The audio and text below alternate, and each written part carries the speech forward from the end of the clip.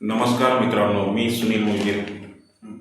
तमाम महाराष्ट्रातील दिव्यांग बांधवांना एक आनंदाची बातमी सांगायची आहे की महाराष्ट्र राज्याने दिव्यांग सहाय्यक पोर्टल दिव्यांग सक्षमीकरणाला डिजिटल गती मिळणार आहे.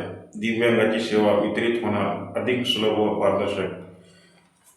22 फेब्रुवारी रोजी दिव्यांग व्यक्तींना शासकीय योजनेचा लाभ सुलभ व पारदर्शक वेळेत मिळावा यासाठी दिव्यांग कल्याण विभागाने हे ऐतिहासिक ऑनलाईन पोर्टल आणि ॲप विकसित केलं आहे.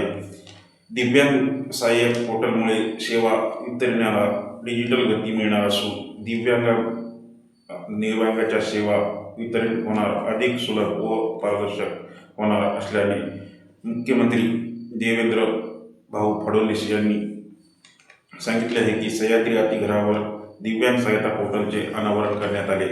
यावेळेस राज्याचे लाडके मुख्यमंत्री देवेंद्र भाऊ फडणवीस, उपमुख्यमंत्री एकनाथ शिंदे, उपमुख्यमंत्री सुमित्रा पवार, दिव्यांग कल्याण मंत्री अतुलजी सावे साहेब, मुख्य सचिव अग्रवाल साहेब, दिव्यांग कल्याण सचिव तुकारामजी मुंडे साहेब यावर उपस्थित होते.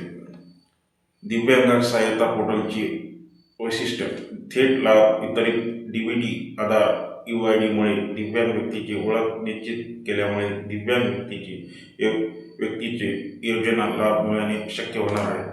प्रशासकीय पारदर्शकता आणि अचूकता, बनावट लाभार्थ्यांना आळा. UID आणि आधारच्या API वापरामुळे दुबार आणि बनावट लाभार्थी शोधणे सोपे झाले आहे. शिक्षण विभागाच्या UDISE डेटाचा वापर करून गरजू विद्यार्थ्यांपर्यंत विभाग स्वतःहून पोहोचणार योजनेचा लाभ देता येईल. ह्या हेतूने हे ॲपचं अनावरण करण्यात आले आहे. यामुळे महाराष्ट्रातील तमाम दिव्यांग बांधवांना चांगला लाभ होणार आहे, यात काही शंका नाही. आपण हे ॲप मोबाईलमध्ये प्ले स्टोअरवरून डाउनलोड करायचं आहे आणि आपली माहिती आपण ह्या ॲपद्वारे 14 ह्या ॲपमार्फत आपल्याला योजना मिळणार आहेत.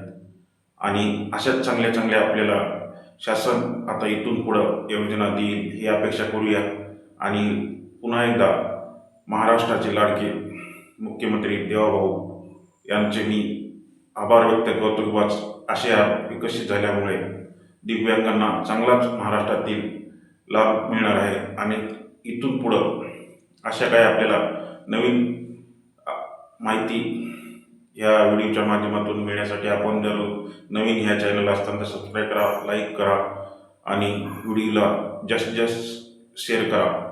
जास्तीत जास्त दिव्यांग बांधवापर्यंत हा व्हिडिओ पोचवा आणि आपल्या काही प्रतिक्रिया असतील तर नक्की कळवा. धन्यवाद.